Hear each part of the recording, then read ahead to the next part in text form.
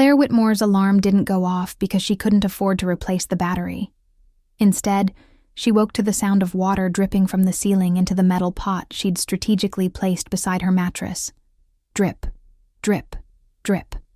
Each drop marked another second of her 28th year spent in this shoebox apartment where the landlord had stopped returning calls 3 months ago. She rolled off the thin mattress, her back protesting the lack of proper support. The studio apartment measured maybe 200 square feet, if you were generous with the measurements. Kitchenette, bathroom, and living space, all crammed into a space that felt more like a storage unit than a home. The walls were that particular shade of beige that spoke of decades of neglect, water stains blooming across the ceiling like dark flowers. Claire's reflection in the cracked bathroom mirror showed exactly what 28 looked like when life had chewed you up. Dark circles shadowed her green eyes. Her chestnut hair hung limp and unwashed, pulled back into a messy knot at the base of her skull. She was too thin, her collarbones jutting out sharply beneath pale skin, the kind of thin that came from choosing between groceries and electricity bills. The newspaper clipping was still taped to the edge of the mirror, yellowed and curling at the edges. She saw it every morning, a reminder of everything she'd lost 2 years ago. Nurse suspended following patient death. The headline never got easier to read. They'd needed a scapegoat, and Claire had been convenient. Fresh out of school, low on the hierarchy, and too naive to protect herself when the hospital administration decided to bury their own negligence under her career. She splashed cold water on her face. The hot water had been shut off for a week. By 7:30, Claire was trudging through the industrial district where legitimate businesses gave way to operations that existed in legal gray areas. The veterinary clinic where she worked occupied the ground floor of a building that probably violated a dozen safety codes. No sign outside. Clients found them through word of mouth. People who couldn't afford regular vet bills and didn't ask too many questions about licensing. Dr. Patterson, if that was even his real name, was already inside when Claire arrived. He looked up from the coffee pot with bloodshot eyes and a face that suggested he'd spent last night drinking away whatever demons haunted failed medical professionals. "You're late," he grunted. The bus broke down. The lie came easily. Truth was, she'd walked the 3 miles because she needed to save the $2 fare. The day stretched ahead with its familiar rhythm of desperation. A woman brought in a cat with an infected wound, counting out crumpled dollar bills with shaking hands. A teenager carried a puppy hit by a car, tears streaming down his face, begging them to do something even though he had no money at all. Claire did what she could with limited supplies, her hands remembering skills she'd learned in nursing school.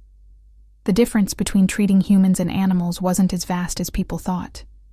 Pain was pain. Suffering was suffering. Around noon, Dr. Patterson called her into his office. The space reeked of whiskey poorly disguised with mouthwash. "I can't pay you this week," he said without preamble. "Business is slow." Claire's stomach dropped. That was $400 she'd been counting on. $400 that meant the difference between keeping her apartment and joining the growing population of people sleeping in cars? Or worse. "You said that last week. And I'll pay you both weeks next month. Probably." His bloodshot eyes wouldn't meet hers. "You're lucky to have this job, Whitmore. Not like you can work anywhere else with your history." The words hit like a physical blow because they were true. She'd applied to 37 legitimate veterinary clinics, 18 retail stores, and countless other positions. Background checks killed her chances every time. That newspaper article followed her like a ghost. "Fine," she said quietly. Because what choice did she have? The afternoon brought more animals, more heartbreak, more reminders that she'd once dreamed of saving lives in gleaming hospitals instead of this dingy clinic that smelled like bleach and broken dreams. But she loved the animals. That part was real. When she sutured a gash on an elderly dog's leg, when she calmed a terrified rabbit, when she held a dying cat while its owner said goodbye. Those moments mattered. They had to matter. Or what was the point of any of this? By 6 o'clock, exhaustion sat heavy in Claire's bones. The headache that had been threatening all day finally bloomed behind her eyes, a familiar agony that came more frequently lately. "Stress migraines," the free clinic doctor had said. "Take ibuprofen. Rest. Reduce stress." She'd laughed at that last bit. Sure, let me just reduce the stress of poverty and unemployment and chronic pain. She couldn't afford the bus home, so she walked. The November evening carried a bite that cut through her worn jacket. She should have brought her heavier coat, but the zipper had broken last week, and she hadn't found time to repair it. The streets grew progressively emptier as she moved from the commercial district into the industrial wasteland between work and home. That's when she decided to take the shortcut. The alley between the abandoned warehouses would cut 15 minutes off her walk. She knew it was stupid. Knew that women alone after dark in this neighborhood made the news for all the wrong reasons. But her feet hurt, her head throbbed, and the thought of her cold apartment with its dripping ceiling was the only thing pulling her forward. The alley was darker than she expected. Streetlights had been broken here, glass crunching under her sneakers. The buildings on either side loomed like sleeping giants, their broken windows staring down at her like empty eye sockets. She walked quickly, hands shoved in her pockets, trying to project confidence she didn't feel. That's when she heard it, a sound that didn't belong. Not quite a groan, not quite a gasp. Something broken and human and desperate. Claire froze. Every survival instinct screamed at her to keep walking. Don't investigate. Don't get involved. Don't be another statistic. But she'd spent 8 years of her life training to help people in pain. That instinct didn't just disappear because her license had been stripped away. She turned toward the sound, her heart hammering against her ribs. The man was slumped against the warehouse wall 20 feet ahead, half hidden in shadow. Even from a distance, she could see something was very wrong. Claire's sneakers crunched over broken glass as she moved closer. The alley reeked of rust and old rain, that particular smell of urban decay mixed with something sharper. Copper. Blood. Her nursing instincts cataloged details before her conscious mind caught up. The man wasn't just hurt. He was dying. She could see it in the way he slumped against the brick wall, one hand pressed against his left shoulder where dark liquid seeped between his fingers. His breathing came in shallow gasps that she could hear from 10 feet away. The expensive suit he wore was torn and soaked through, the fabric clinging to his frame. Then Claire's gaze dropped lower, and her stomach lurched. 2 bodies lay crumpled on the wet pavement nearby, their limbs at unnatural angles. Dead. Absolutely dead. The kind of stillness that left no room for doubt. Run. Her survival instinct kicked in hard and fast. This was a crime scene.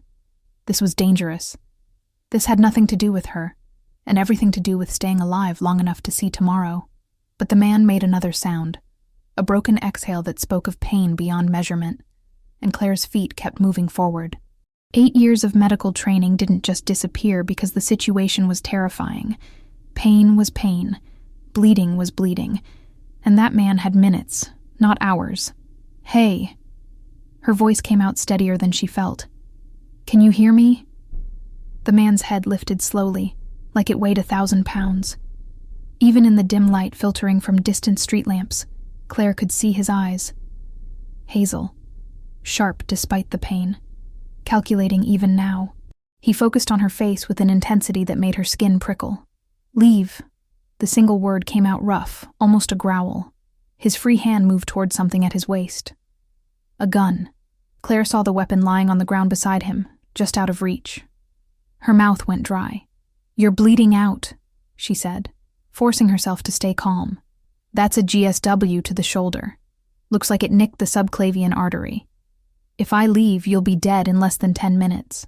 His eyes narrowed. Not your problem. Maybe not. Claire knelt down anyway, her knees hitting the cold, wet concrete. She kept her hands visible, non-threatening. But I'm a nurse. Was a nurse. And I can't just walk away from someone who's dying. Stupid. But his voice had weakened, his grip on his shoulder loosening. Claire unwound the cheap scarf from around her neck, the only warm thing she owned. This is going to hurt. Try not to move. She didn't wait for permission. Her hands moved with practiced efficiency, pressing the scarf against the wound. He jerked violently, a guttural sound escaping through clenched teeth. Up close, she could see more. The fine tailoring of his suit, probably Italian. The watch on his wrist that cost more than her yearly salary. The The scar on his jaw that spoke of violence survived. This wasn't some random mugging victim. This was someone important. Someone dangerous. "What's your name?" Claire asked, keeping pressure on the wound. Small talk helped with shock patients. "None of your business." But his eyes were starting to glaze. "Not good." "Fine. I'm Claire." She used her free hand to check his pulse. Racing and thready. Definitely arterial damage. "Stay with me, okay? Keep your eyes open." "Why are you doing this?" The question came out slurred. "Because I took an oath once." The words tasted bitter. And even though everything else got taken away, that part's still mine. His eyes tried to focus on her face. "You're not afraid?" "Terrified," Claire admitted. "But fear's not a good enough reason to let you die." She could feel his blood soaking through the scarf, warm and too plentiful. The makeshift pressure bandage wasn't enough. She needed to actually deal with the wound, which meant Claire's gaze swept the alley. There, a broken piece of metal protruding from a shattered crate. Not ideal, but desperation bred innovation. She grabbed it, wiped it on her jacket, then held it over a small flame from her lighter. It wasn't sterile. Nothing about this was sterile. But it would have to do. "What are you—" The man tried to sit up straighter. "Hold still." Claire moved his hand away from the wound, ripped open his shirt with more force than necessary. The bullet hole was ugly, torn flesh and blood. But she'd seen worse. During her training, during those 8 years when she'd actually been allowed to help people. She fished the folding knife from her pocket, the same one she carried for protection in this neighborhood. Her hands were steady as she sterilized it with the lighter flame. "This is really going to hurt." His hand shot out, grabbed her wrist with surprising strength. "What are you doing?" "The bullet's still in there. I can see it. If I don't get it out, you'll develop sepsis even if you survive the blood loss." Claire met his eyes steadily. "I can do this. Trust me. I don't trust anyone." "Then die." She didn't say it cruelly. Just matter of fact. "Your choice." For a long moment, they stared at each other. Then his grip loosened. He leaned back against the wall, jaw clenched. "Do it." Claire worked quickly. The makeshift extraction wasn't pretty, wasn't by any medical textbook, but her hands remembered the training. Probe, gently. Find the foreign object. Extract without causing additional tearing. The man made sounds that would haunt her later. Low groans of agony that he tried desperately to suppress. "Almost there," she murmured. Her grandmother used to sing to her during thunderstorms when Claire was small. The melody came back now, something wordless and soothing. She hummed it quietly while working, the same instinct that used to calm terrified patients in emergency rooms. The bullet came free with a wet sound. Small caliber, probably a 9mm. Claire dropped it on the pavement and immediately pressed the scarf back against the wound. "Got it. Now I need to—" Sirens. Distant but growing closer. The man's eyes snapped into focus, all traces of weakness vanishing. "Police. Can't be here." He tried to stand, wobbled dangerously. Claire caught him, taking more of his weight than seemed possible for someone her size. He was tall, well over 6 feet, and solid muscle beneath the expensive suit. "Where?" "Richmond and 5th. The words came out between gasps. "Apartment building. Penthouse. That's 8 blocks from here. Then we better walk fast." He leaned heavily on her, his arm around her shoulders. Together they stumbled deeper into the alley, away from the street, away from the approaching sirens. They emerged from the alley's far end, just as 3 black SUVs roared to a stop at the entrance they'd left behind. Claire's pulse hammered in her throat. The man beside her went rigid, his hand tightening on her shoulder hard enough to bruise. "Keep walking," he murmured. "Don't look back. Act normal. Normal. Right. Like she walked through industrial districts after dark, supporting bleeding strangers every day." Claire forced her legs to move in a steady rhythm, fighting every instinct that screamed at her to run. Behind them, car doors slammed. Voices shouted commands in tones that suggested violence was coming. The man steered her around a corner, down another street. His breathing had gone ragged, each inhale sounding wet and painful. The makeshift bandage was soaked through. He was leaving a trail any competent tracker could follow. "You need a hospital." Claire said. No hospitals, no police. His voice carried absolute finality. Richmond and 5th, 2 more blocks. They made it 1 block before his legs gave out. He sagged against her, his full weight nearly taking them both to the ground. Claire wedged herself under his arm, bracing her legs. Her muscles screamed in protest. The man had to weigh 200 pounds, most of it solid muscle. "Stay with me," she hissed. "Come on, walk." He managed 3 more steps, then headlights swept around the corner behind them, moving fast. Too fast. Claire's stomach dropped. "Move!" The man shoved her toward a narrow gap between buildings. They stumbled into darkness just as the vehicle screamed past. So close, Claire felt the rush of displaced air. They stood pressed against cold brick, both breathing hard. Claire could feel the man's heartbeat against her shoulder. Too fast, too irregular. Shock was setting in properly now. He needed fluids, antibiotics, proper surgical intervention. What she'd done in that alley was emergency field medicine at best. Without follow-up care, infection would kill him within days. "Why are they chasing you?" The question came out before Claire could stop it. The man's laugh was bitter. "Because I'm worth a lot of money dead." "That's not an answer. It's the only one you're getting." He pushed away from the wall, wobbled, caught himself. "Come on, almost there." Richmond and 5th turned out to be one of those addresses that screamed money. The building rose 20 stories, all glass and steel and architectural ambition. A doorman stood beneath a gold-trimmed awning. Security cameras tracked every angle. Claire's worn sneakers and bloodstained jacket suddenly felt even more out of place. "Sir, you can't—" The doorman started forward, then froze. His face went pale. "Mr. Hale. Mr. Hale." So the stranger had a name. "Get the penthouse elevator," Hale ordered. His voice had regained some of its earlier authority despite his obvious pain. "And call Dr. Morrison. Tell him I need him now." "Yes, sir. Right away, sir." The doorman practically tripped over himself, complying. Claire found herself swept into a marble lobby that probably cost more than her entire neighborhood. The elevator doors opened immediately, revealing an interior lined with mirrors and brass fixtures. Hale punched in a code on a keypad, then leaned heavily against the wall as they began to rise. "Who are you?" Claire asked. "Someone you shouldn't have helped." The elevator opened directly into an apartment that redefined Claire's understanding of wealth. Floor-to-ceiling windows overlooked the city skyline. Modern furniture that belonged in design magazines. Art on the walls that looked like originals. Everything was pristine, expensive, and completely intimidating. 3 men in dark suits materialized from side rooms, weapons drawn. They took in Hale's condition with expressions that shifted from alarm to cold fury in seconds. "Boss." The largest one, built like a professional linebacker, approached cautiously. His eyes flicked to Claire with open suspicion. "What happened?" "Ambush. 3 blocks south of the warehouse district." Hale's voice was fading again. "Carter and Williams are dead.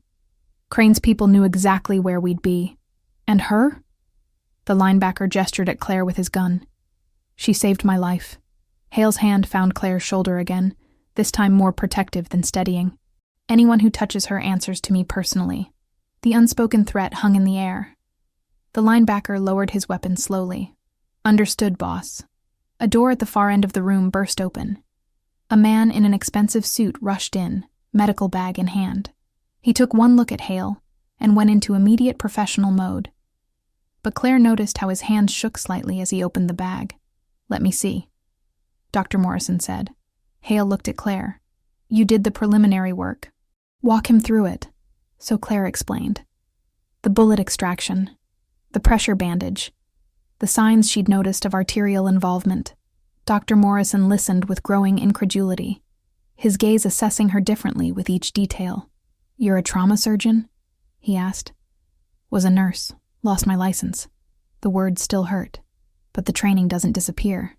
Clearly, Morrison turned to his associates. "Get him to the bedroom. I'll need full surgical setup." They moved Hale carefully, Claire following without being explicitly invited. The bedroom was massive, dominated by a king-sized bed that currently seemed very far away. They laid Hale on top of the covers, and Morrison began cutting away the ruined suit. That's when Claire saw the tattoo. Small, discreet, on Hale's right wrist. A ship's anchor wrapped with chains. She'd seen enough crime documentaries to recognize organizational symbols when she saw them. Her hands went cold. The expensive apartment, the armed men, the way everyone deferred to Hale with terrified respect, the ambush, the bodies in the alley. Oh God. Dr. Morrison was prepping equipment, but his technique seemed off.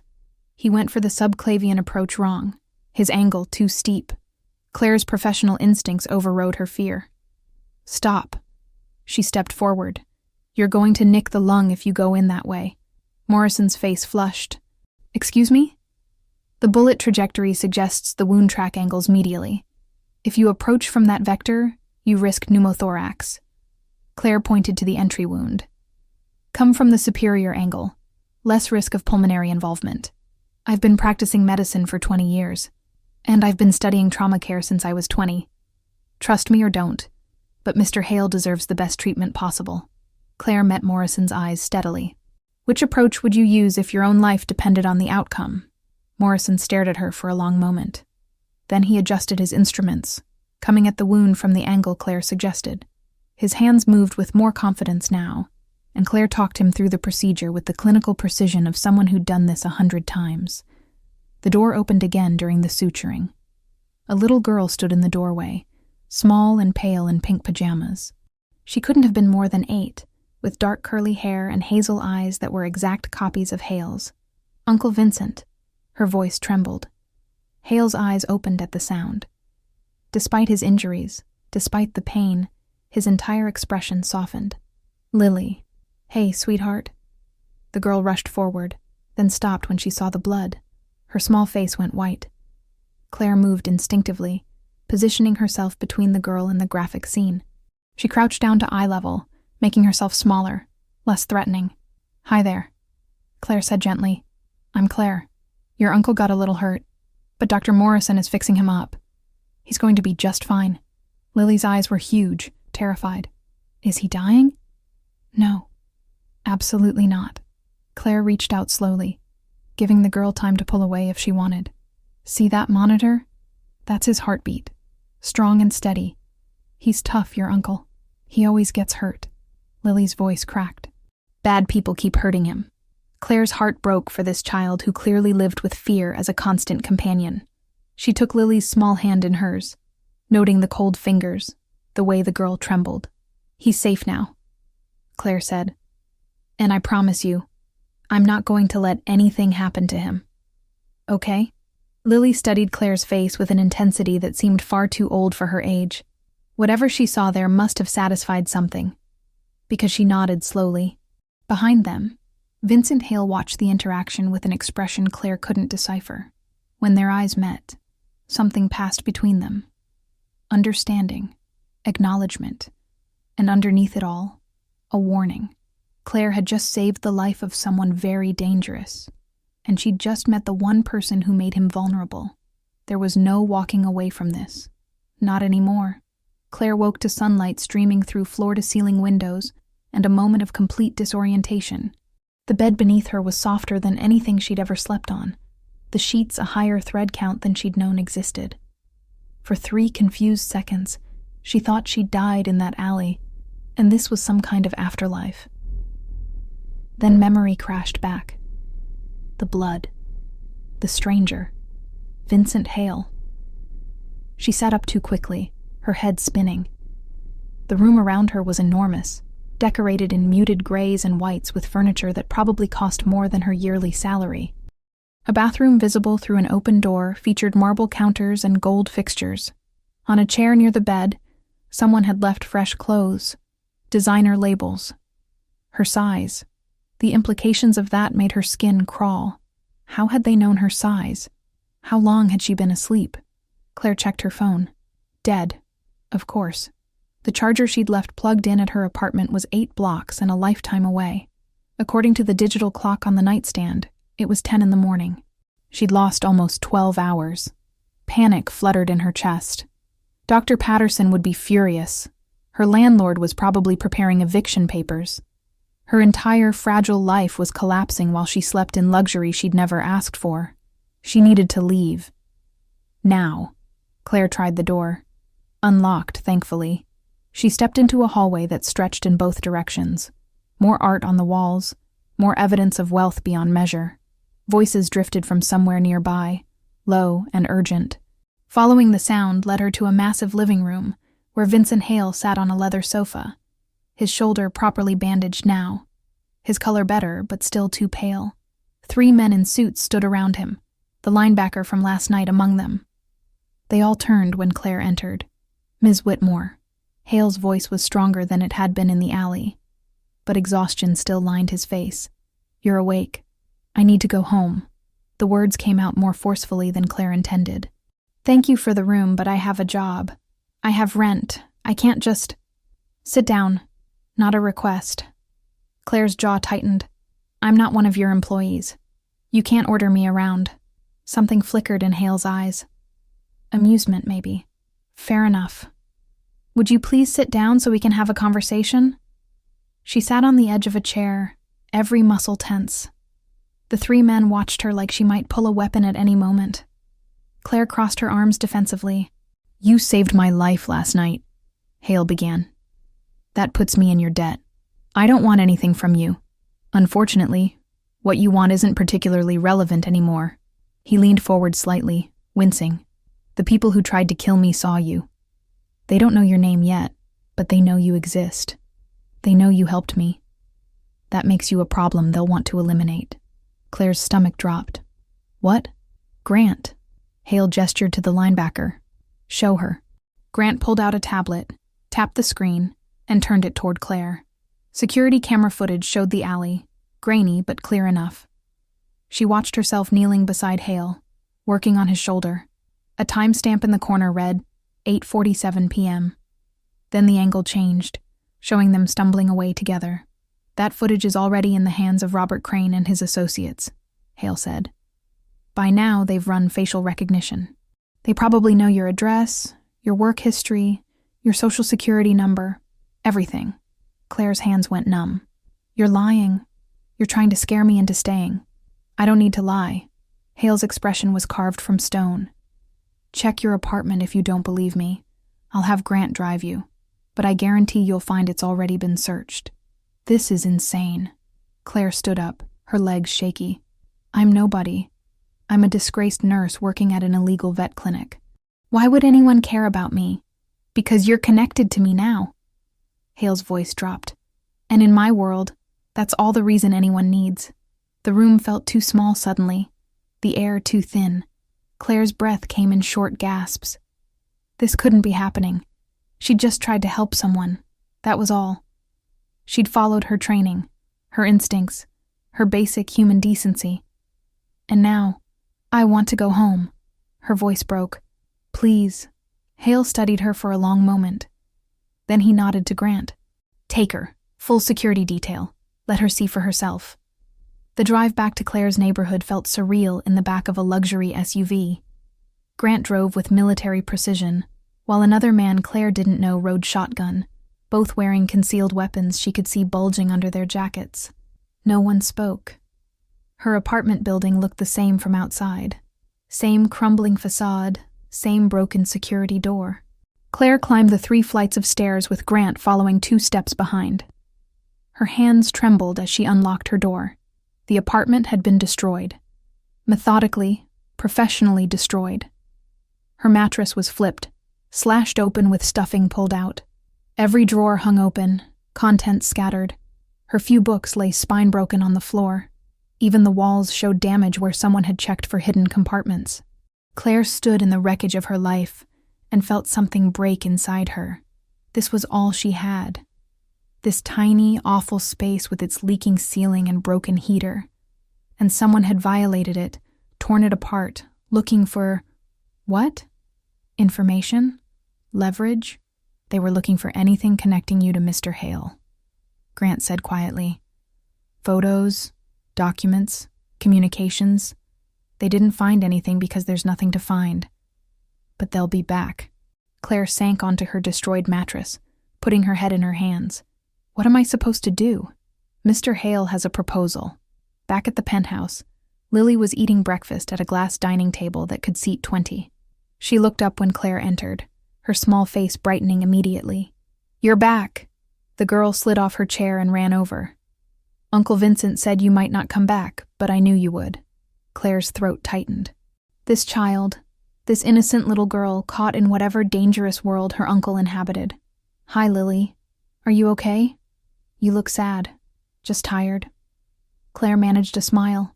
"How are you feeling this morning?" "Better. Uncle Vincent always gets better when someone helps him."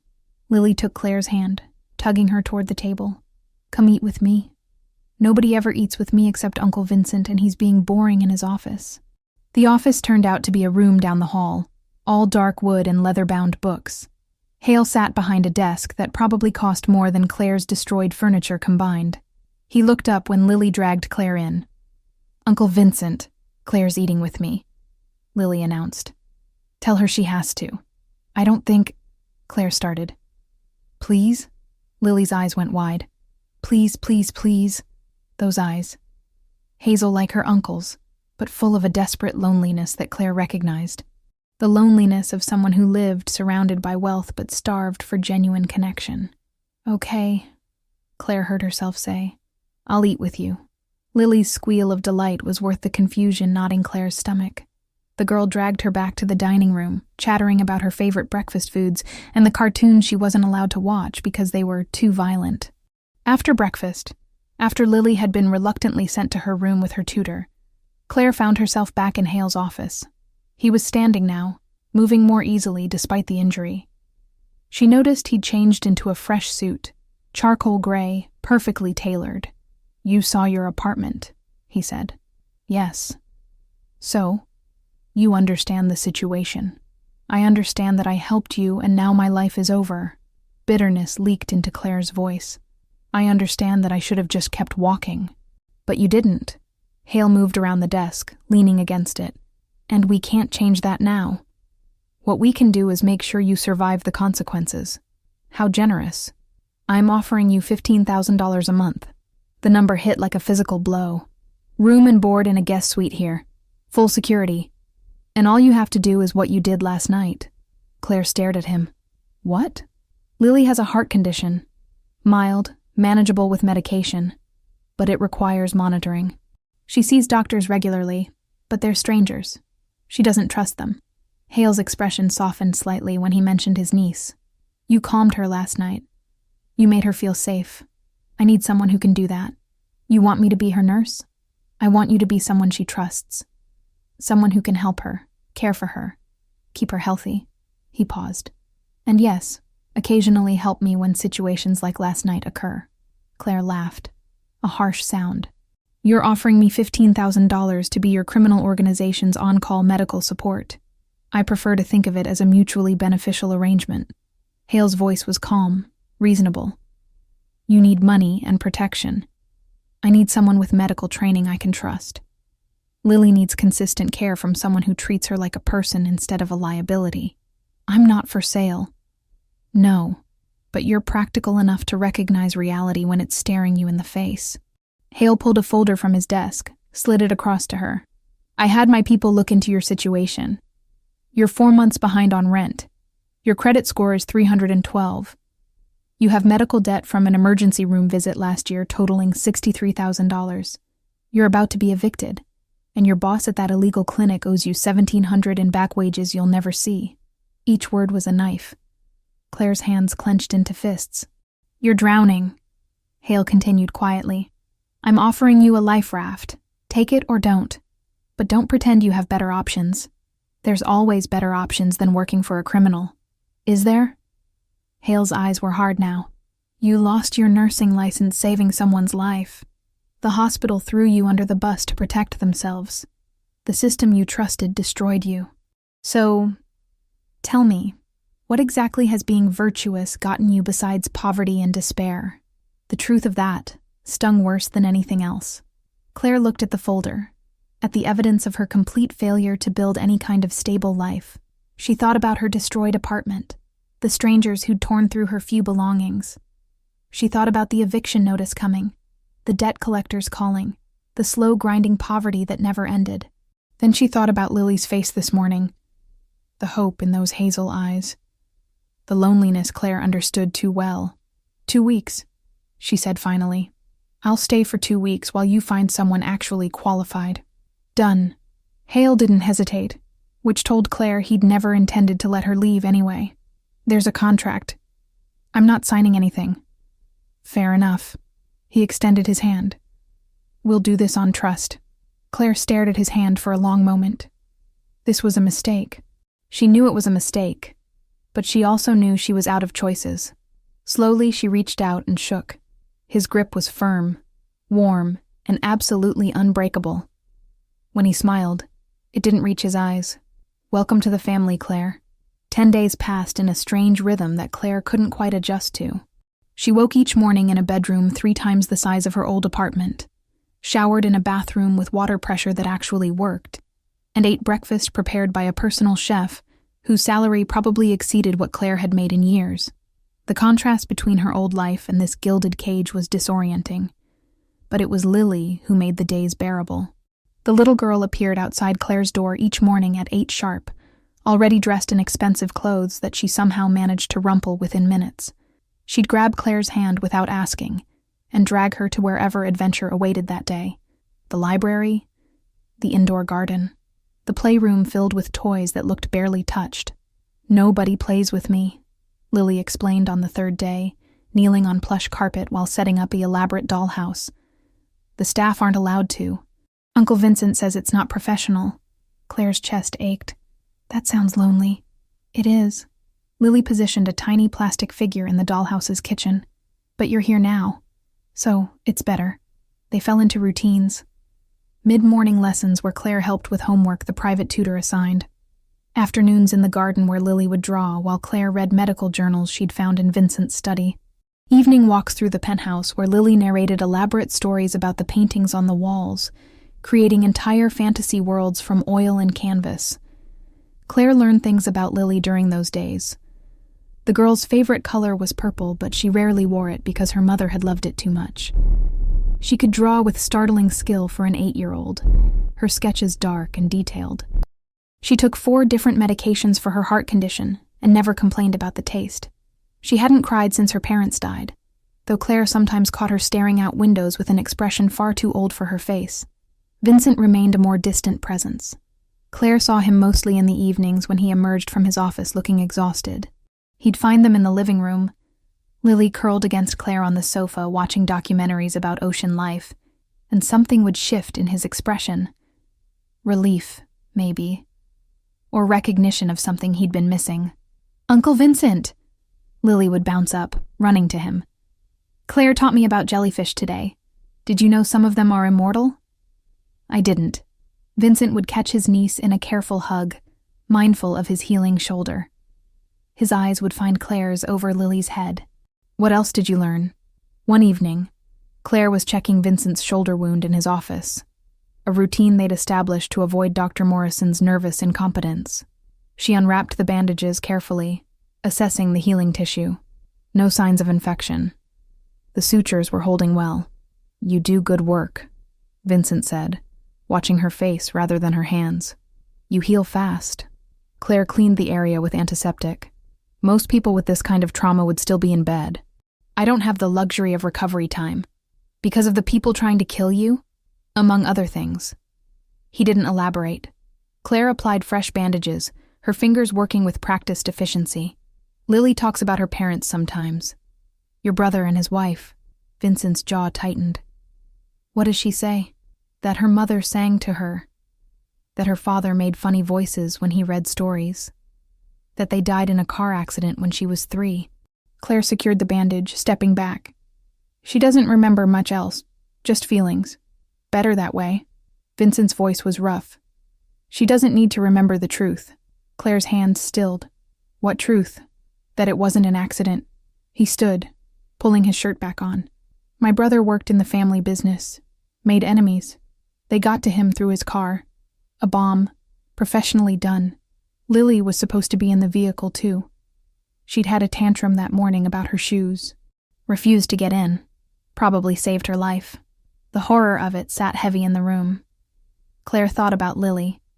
That bright, curious girl who drew dark pictures and never cried. and understood a little more about the shadows in her eyes. "That's why you're so protective," Claire said quietly. "That's why I'll kill anyone who threatens her." Not hyperbole. Simple fact. My brother thought he could keep his family separate from the business. He was wrong. I won't make that mistake. Is that what this is? Keeping her safe by keeping her isolated? Vincent's gaze sharpened. You think I'm wrong? I think she's lonely. I think she needs more than security guards and expensive toys.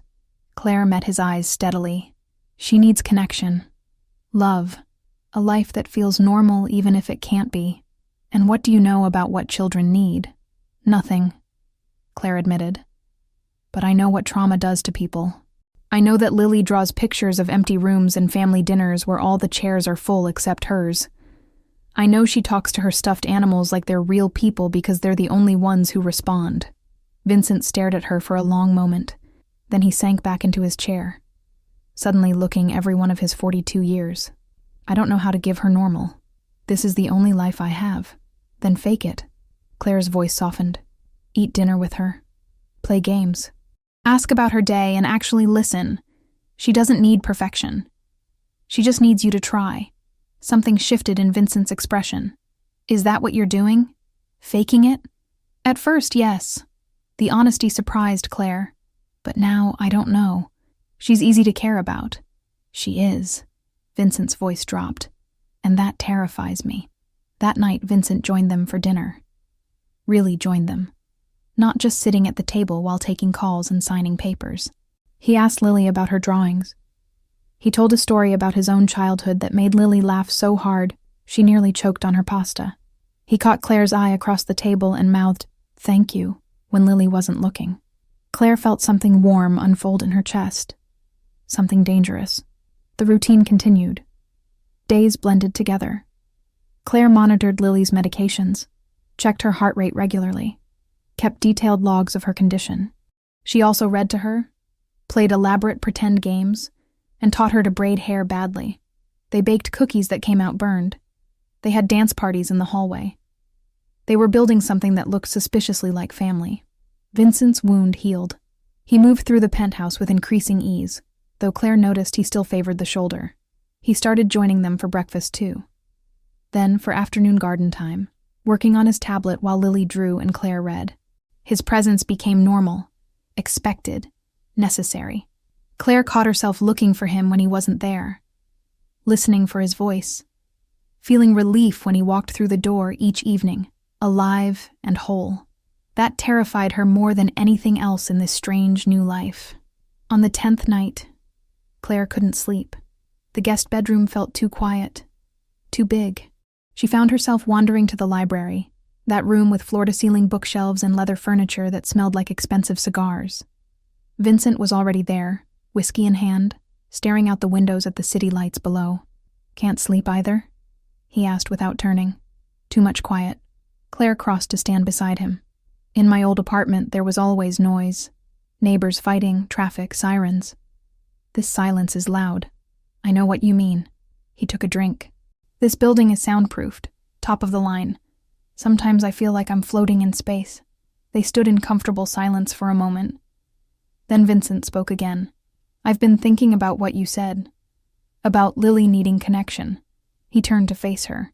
"You've given her more in 10 days than I've managed in 5 years. You make her laugh. You make her feel safe. You make her feel seen. You do that too. She adores you. She fears losing me." Vincent's voice was raw. "Every time I leave, she thinks I won't come back. Every injury, every threat. She processes it as proof that everyone she loves disappears. Then don't disappear." Claire held his gaze. "Fight smarter. Stop taking unnecessary risks. Hire better security. Whatever you need to do to come home to her. It's not that simple. It's exactly that simple. You just don't want to admit it." Vincent laughed. A harsh sound. "You've been here 10 days and you think you understand my world? I understand that you're a father figure to that little girl, and every choice you make should start with asking if she'd be okay if you died making it." Claire's voice turned fierce. "You want to protect her? Then protect yourself too." They stared at each other, tension crackling between them. Then Vincent set down his glass and stepped closer. Too close. Claire's breath caught. You're dangerous, he said quietly. I'm a former nurse who lives in your guest room. No, you're someone who makes me want things I can't have. His hand lifted, fingers barely brushing her jaw. Someone who makes me think about futures I stopped believing in. Claire's heart hammered. Vincent. A cry from down the hall shattered the moment. Lily. Both of them moved instantly, running toward her room. They found her sitting up in bed, tears streaming down her face for the first time Claire had ever seen. The little girl who never cried was sobbing like her heart had broken. Sweetheart. What's wrong? Claire climbed onto the bed, pulling Lily into her arms. I dreamed you left. Lily's words came in gasps. Both of you. You got in a car and it exploded and I was alone again. Vincent sat on the other side, his hand on Lily's back. We're right here. We're not going anywhere. Promise? Lily looked between them with desperate eyes. I promise, Claire said without thinking. Vincent's gaze found hers over Lily's head. In that moment, Claire realized the truth. She'd stopped counting down days until she could leave. She'd stopped thinking about this as temporary. Somewhere between the medical checks and the burnt cookies and the library conversations, she'd stopped being a prisoner. She'd become something much more complicated. She'd become theirs. Day 12 started like all the others. Lily bounced into Claire's room at 8 sharp, chattering about a dream she'd had involving dolphins and chocolate cake. They ate breakfast together in the sunlit dining room, Vincent joining them before heading to his office for what he described as routine business meetings. Everything felt normal, safe, predictable. Claire should have known better. Grant appeared in the doorway around 10, his expression tighter than usual. He caught Claire's attention with a subtle gesture, stepping into the hallway. She followed, leaving Lily engrossed in her drawing. We have a situation, Grant said quietly. His hand rested on the weapon concealed under his jacket. Security picked up chatter about increased surveillance on the building. Crane's people are watching patterns, looking for vulnerabilities. Claire's stomach nodded. What does that mean? It means you and Lily don't leave this penthouse without explicit clearance from me personally. No trips to the garden level, no outdoor balconies. You stay in the secured central rooms. His eyes were hard. And if I tell you to move, you move. No questions. Understood? You're scaring me. Good. Fear keeps you careful. Grant glanced back toward the dining room where Lily hummed while coloring. The boss would die to protect that little girl. Don't make him have to. The day continued under that shadow. Claire noticed details she'd overlooked before. The way guards positioned themselves at every entrance. The cameras in every corner. The reinforced glass in the windows. This penthouse wasn't just a home. It was a fortress preparing for siege. Lily noticed Claire's tension during their afternoon reading session. Are you okay? The girl asked, setting down her book. Just tired. The lie tasted bitter. You're scared. Lily's perceptiveness was unsettling. Uncle Vincent gets that look too sometimes, like he's waiting for something bad. Claire pulled her closer. Nothing bad is going to happen. I promise. Another lie. She was getting too good at those. That evening, Dr. Morrison arrived for Lily's routine cardiology check. Except the man who walked through the door wasn't Dr. Morrison. He was younger, taller, with cold blue eyes that swept the room cataloging exits and weaknesses. Where's Dr. Morrison? Claire stepped between the stranger and Lily instinctively. Called in sick. I'm Dr. Patterson, covering his patients today. His smile didn't reach his eyes. He carried the right medical bag, wore the right credentials on his lanyard. But everything about him felt wrong. Grant wasn't in the room. He'd stepped out 2 minutes earlier to take a call. Claire's pulse hammered. May I see your identification? She kept her voice steady. Of course.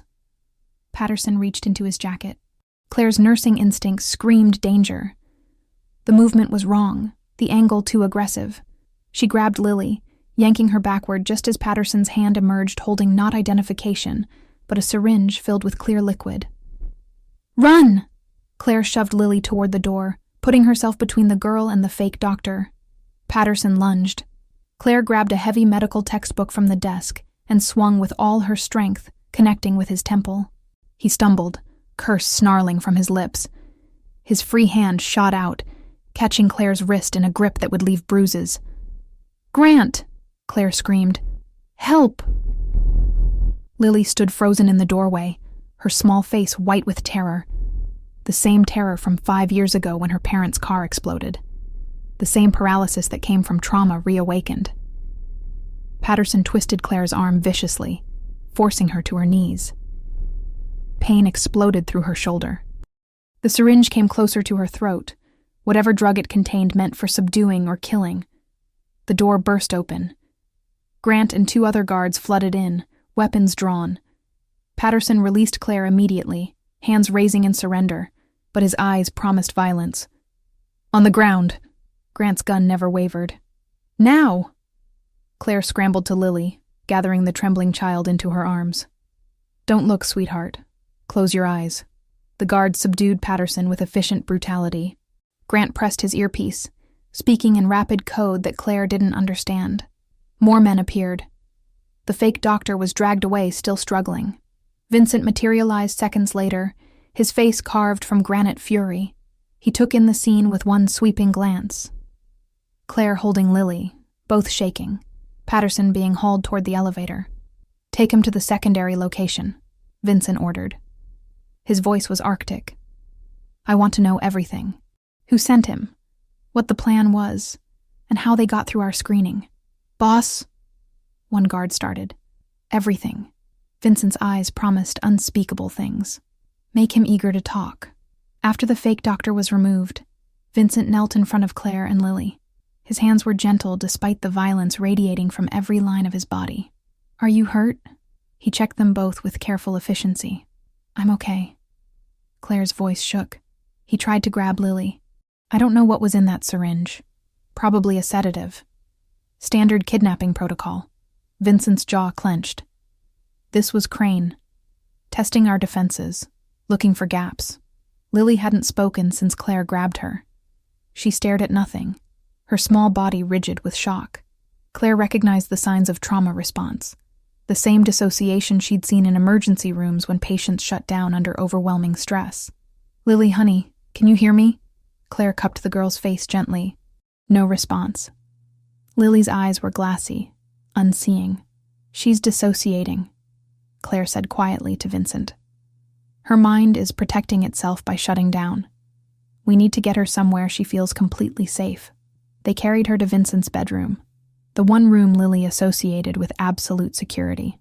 Claire stayed with her, talking softly, stroking her hair, while Vincent stood guard at the door making calls in clipped tones that suggested heads would roll for this security breach. It took an hour before Lily finally blinked, awareness filtering back into her eyes. When she saw Claire's face, she burst into tears for the second time in her life. "You saved me," she sobbed. "Like Uncle Vincent. You didn't run away." "Never." Claire held her fiercely. "I will never run away from you." Vincent's expression from the doorway was complicated. Gratitude and guilt, and something darker Claire couldn't name. Later, after Lily finally fell asleep curled between them on Vincent's enormous bed, he and Claire spoke in whispers. "This is my fault," Vincent said. His hand rested on Lily's small back, rising and falling with each breath. "I brought you here. Made you a target." "No." Claire met his eyes in the dim light. "You gave me a reason to be brave. Today I could have frozen. I could have let fear paralyze me. But I looked at Lily and knew I'd fight anything that tried to hurt her." "You shouldn't have to fight." His voice was rough. "You should be safe. Safe doesn't exist." "Not really." Claire's fingers found his free hand in the darkness. "But this, right here, this matters. She matters. You matter." Vincent's hand tightened on hers. "Claire, I know." She understood what he couldn't say. That caring about each other made them all more vulnerable. That love in his world was a weapon enemies could use. That every moment of connection was also a moment of danger. "Grant found the leak," Vincent said after a moment. "The doctor who covered today's appointment didn't call in sick. He was paid to give up his credentials and stay silent. But someone inside our organization knew about Lily's scheduled checkup. Someone told Crane exactly when to strike. Who? I'm going to find out." The promise in those words was chilling. "And when I do, they'll wish they'd never been born." Claire should have been horrified by the casual violence. Instead, She felt only grim satisfaction. Someone had tried to hurt Lily. Let them face the consequences. She was changing, she realized. Adapting to this world of weapons and walls. Becoming someone who could look at a man promising murder and feel relieved instead of afraid. Vincent seemed to read her thoughts. "You're one of us now. There's no going back from this." "I know." And surprisingly, Claire found she didn't want to go back. Her old life, the poverty, the loneliness, the desperate struggle to survive, felt like something that had happened to a different person. "But Vincent, we can't keep living like this, always waiting for the next attack. What are you suggesting?" "I'm suggesting you stop reacting and start acting." Claire's voice gained strength. "Find Crane before he finds us. End this war before Lily pays the price." Vincent studied her face for a long moment. Then he smiled, sharp and dangerous. "When did you become so bloodthirsty?" "When someone threatened my family." The word slipped out before Claire could stop it. Family. That's what they'd become. Vincent leaned closer, his lips nearly touching her forehead. "Our family," he corrected quietly. "And I protect what's mine." Between them, Lily stirred, her small hand reaching out to grab both of theirs. Even in sleep, she was pulling them together, making them whole. Claire knew the danger wasn't over. Crane was still out there, planning and plotting. Tomorrow would bring new threats, new fears. But tonight, in this room with Vincent's warmth on one side and Lily's trust on the other, Claire felt something she hadn't experienced in years. She felt like she belonged, and she'd fight to keep it, no matter what that fight required. Vincent spent the next 2 days interrogating the fake doctor in a location Claire didn't ask about. She knew better now. Some things in this world weren't meant for her eyes, no matter how much she'd integrated into the family. When he returned each evening, exhausted and splattered with someone else's pain, Claire simply handed him whiskey and asked no questions. On the third morning, Vincent called a meeting in his office. Claire attended despite Grant's visible discomfort with her presence. 5 of Vincent's most trusted men filled the room, along with 2 women Claire hadn't met before. Everyone looked deadly serious. Patterson talked. Vincent began without preamble. Eventually, Crane hired him 3 weeks ago, paid him $50,000 to infiltrate this building during Lily's medical appointment.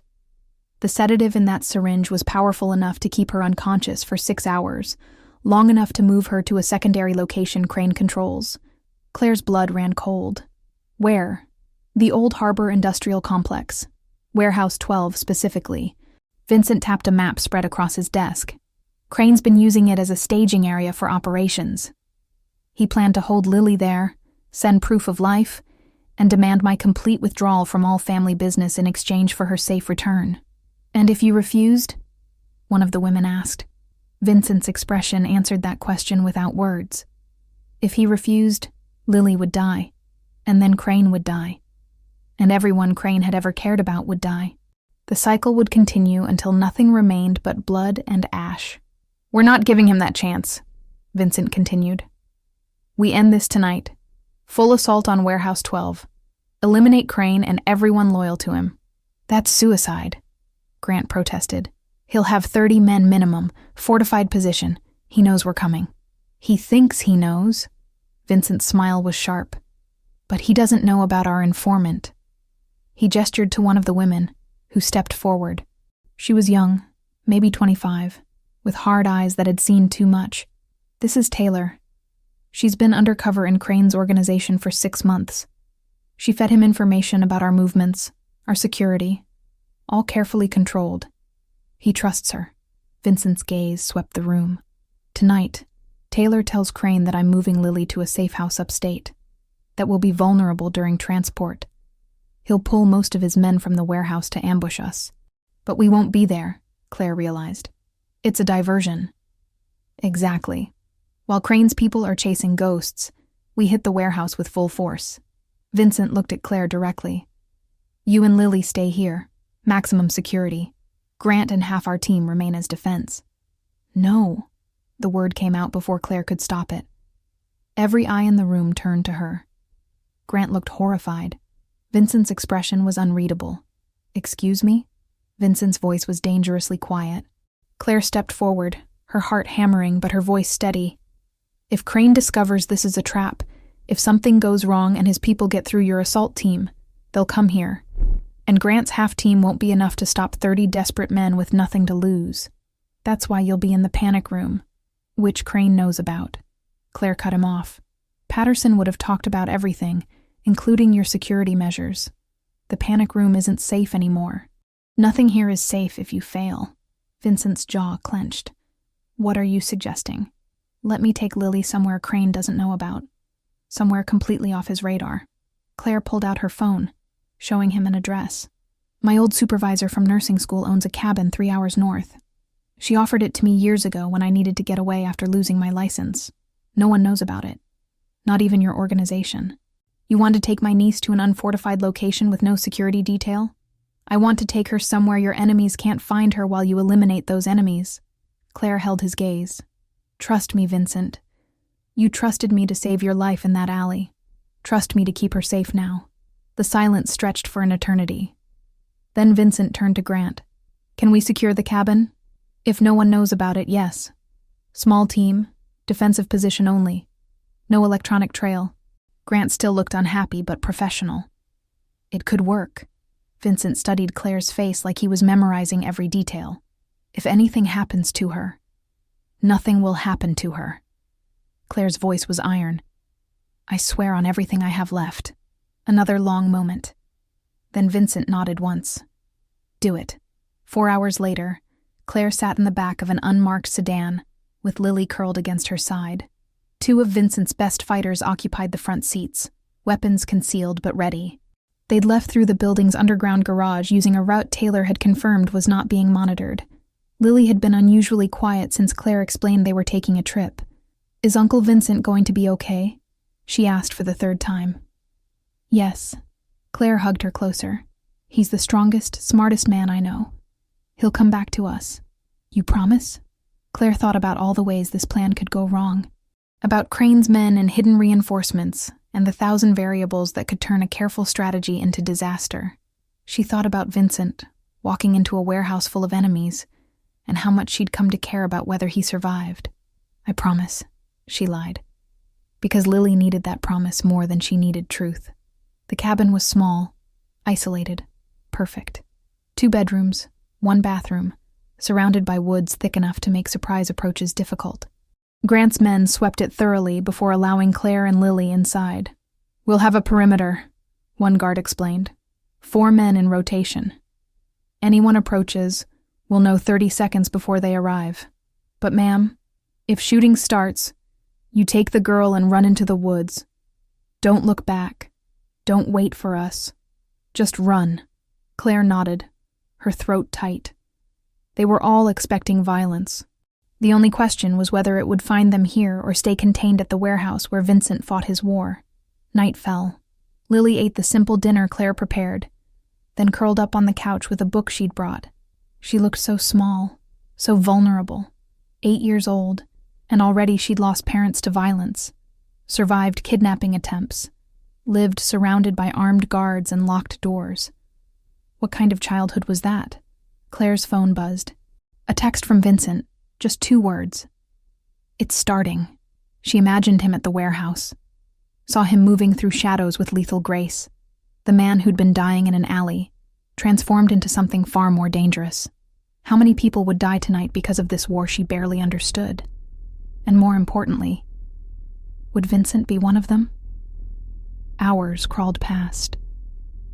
Lily fell asleep in Claire's arms on the couch. The guards checked in every 30 minutes. Everything was quiet. Too quiet. Claire's nursing training had taught her to recognize the calm before catastrophe, and every instinct screamed that something was wrong. At 11:47, her phone rang. Not Vincent. Grant. They knew, Grant said without preamble. His breathing was harsh, sounds of violence in the background. Crane knew about the diversion. He left minimal defense at the warehouse. The boss and his team walked into a trap. They're pinned down, heavy casualties.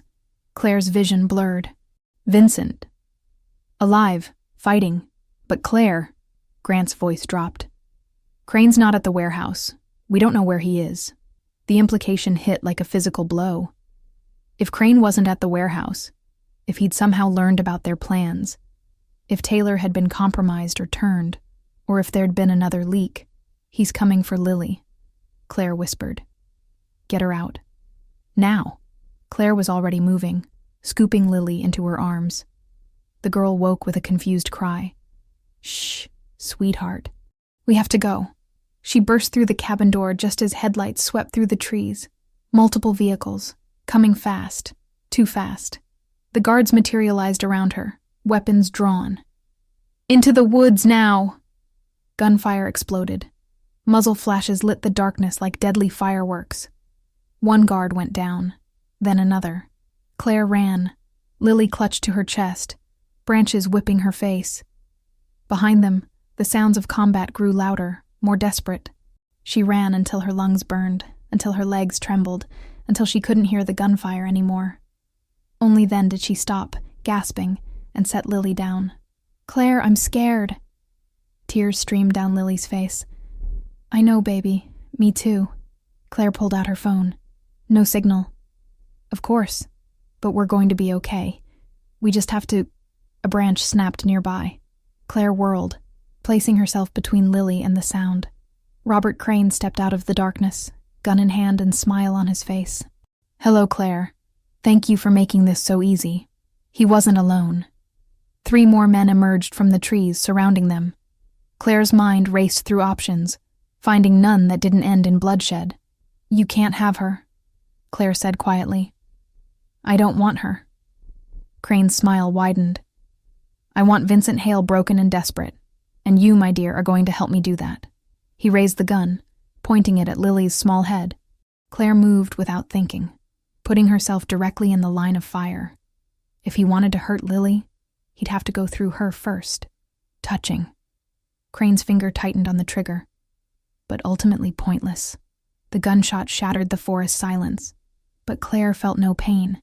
Instead, she watched Crane's expression change from triumph to shock as his chest blossomed red. He looked down at the wound, confused, then collapsed. Vincent Hale emerged from the trees behind Crane's body, gun still raised, eyes burning with fury that promised death to anyone who stood between him and his family. The 3 remaining men raised their weapons, but Vincent was faster.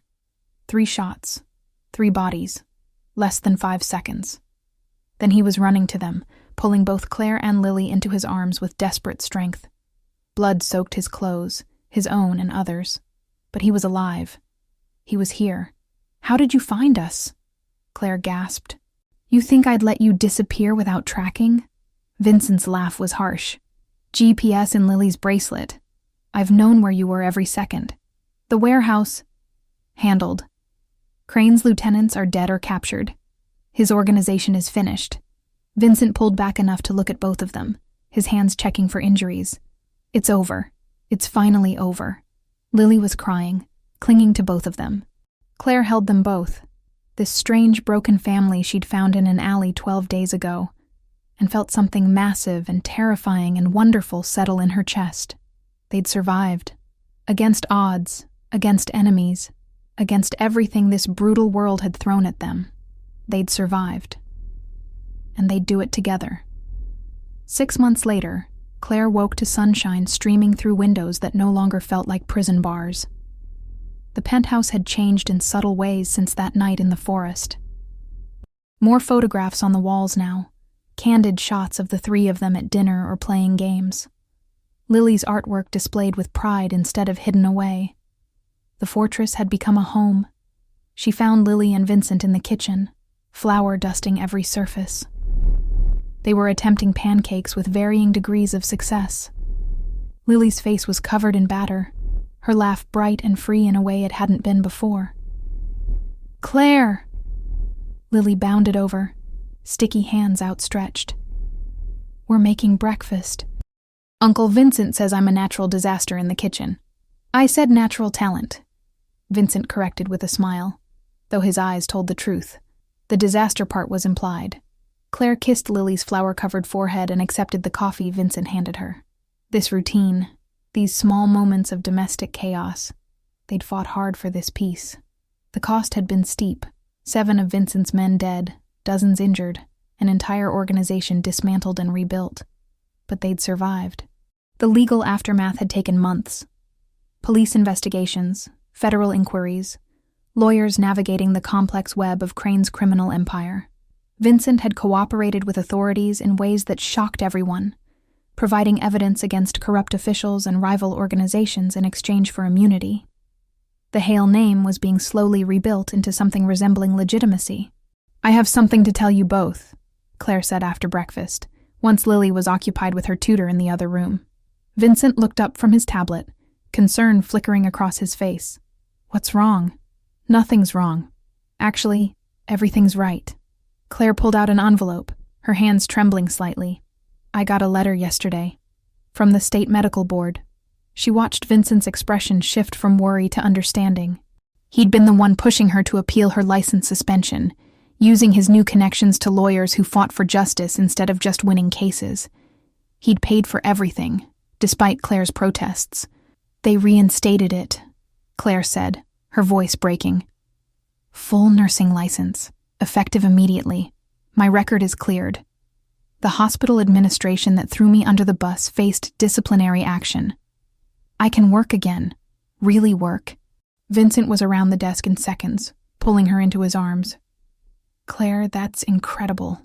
There's more." She pulled back to look at his face. "Children's Memorial Hospital offered me a position.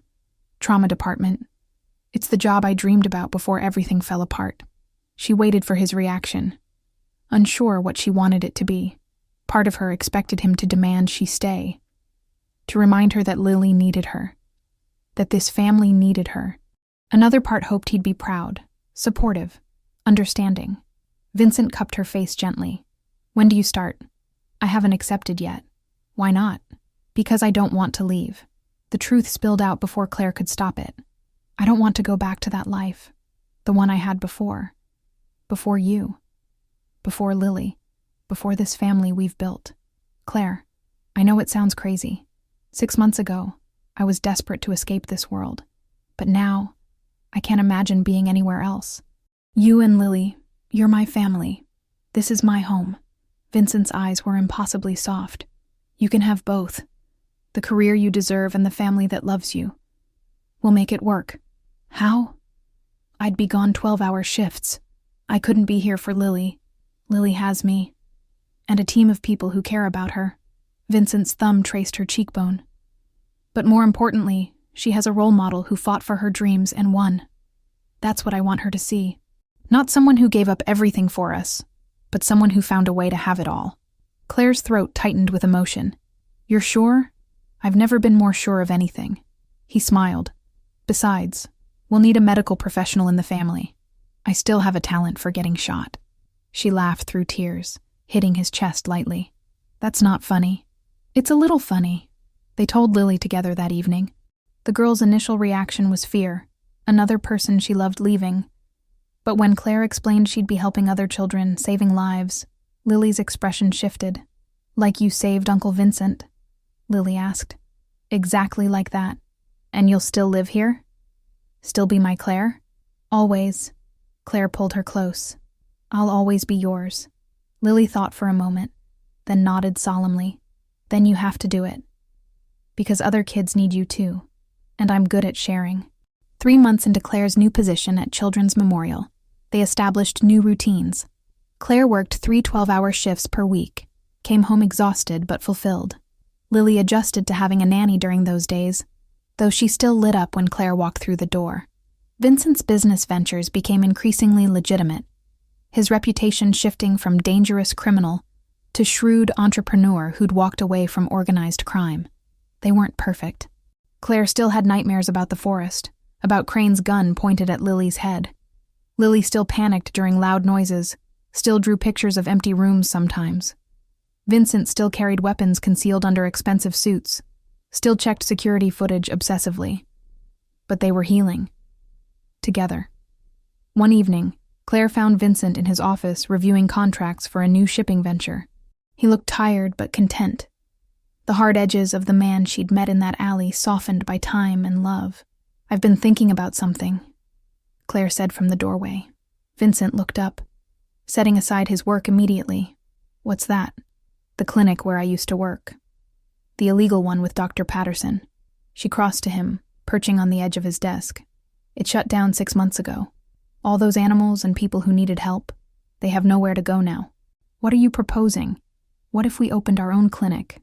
Legal, properly licensed, but serving the same community. People who can't afford traditional vet care. We could offer services on a sliding scale, maybe partner with animal rescue organizations. She watched his face carefully. You're always looking for legitimate business ventures. This could be one. Vincent was quiet for a long moment, considering. Then he smiled, that rare, genuine smile that transformed his entire face. You want to save the world, don't you? Just the parts I can reach. Claire's hand found his. Is that too ambitious? It's perfect. He pulled her closer, into his lap. We'll need property, equipment, staff. I'll have my lawyers draw up incorporation papers. How big are we thinking? They talked for hours, planning this new venture, building something good from the wreckage of their past lives. When Lily found them later, still talking and sketching ideas, she crawled into Claire's lap naturally. What are you guys doing? She asked. Planning a new animal clinic, Vincent explained, where Claire can help pets whose owners don't have much money. Lily's eyes went wide. Can I help too? Absolutely, Claire said. We'll need someone to pet the scared animals and tell them everything's going to be okay. Think you can handle that? Yes. Lily's excitement was infectious. And I can draw pictures for the walls, so it's not scary. They broke ground on the clinic 4 months later. Lily insisted on being at the ribbon-cutting ceremony, wearing a tiny white coat that matched Claire's official medical jacket. The local news covered it. Former trauma nurse opens community veterinary clinic with funding from reformed businessman Vincent Hale. The reporter asked Claire what inspired her to do this. She looked at Vincent and Lily standing beside her, this family she'd found in the darkest alley on the worst night of her old life, and smiled. Someone once showed me that where you come from doesn't define where you can go, Claire said. And that family isn't just blood. It's who shows up when everything's falling apart, who fights for you, who believes you can be more than your worst moments. That night, after the excitement died down and Lily was asleep, Claire and Vincent stood on the penthouse balcony overlooking the city, the same city where she'd once walked alone, desperate and broke, taking a shortcut through a dangerous alley. Do you ever think about that night? Vincent asked quietly. What would have happened if you'd just kept walking? Every day. Claire leaned into his warmth. I'd probably be homeless by now. Or worse, definitely not here with you. I'd be dead. His voice was matter of fact. Carter and Williams would have died for nothing. Lily would have lost everyone. But that's not what happened. No. Vincent turned her to face him, his hands framing her face with impossible gentleness. What happened was a miracle. A beautiful, stubborn, impossible miracle walked into my life and refused to let me die. I couldn't just leave someone bleeding. It was more than that. His thumb traced her lower lip. You saw someone worth saving when everyone else saw a monster. You chose compassion over fear, and you changed everything. Claire rose on her toes, kissing him softly. We changed everything. They stood like that for a long moment, wrapped in each other, the city lights spreading below them like fallen stars. Claire thought about the woman she'd been 6 months ago, broken, desperate, alone. She thought about the family she had now, built from trauma and trust, and choosing each other every single day. Inside, Lily slept peacefully, guarded by security but dreaming without nightmares for the first time in her life. Downstairs, in the garage, sat the SUV that would take Claire to work tomorrow, where she'd save lives. In her pocket, Vincent carried the incorporation papers for their clinic, proof that redemption was possible. Thank you, Vincent murmured against her hair. For what? For bandaging a stranger's wounds in a back alley. For being brave when it mattered most. For loving us despite everything. He pulled back to meet her eyes. For seeing who I could be instead of who I was. Claire smiled, pulling him down for another kiss.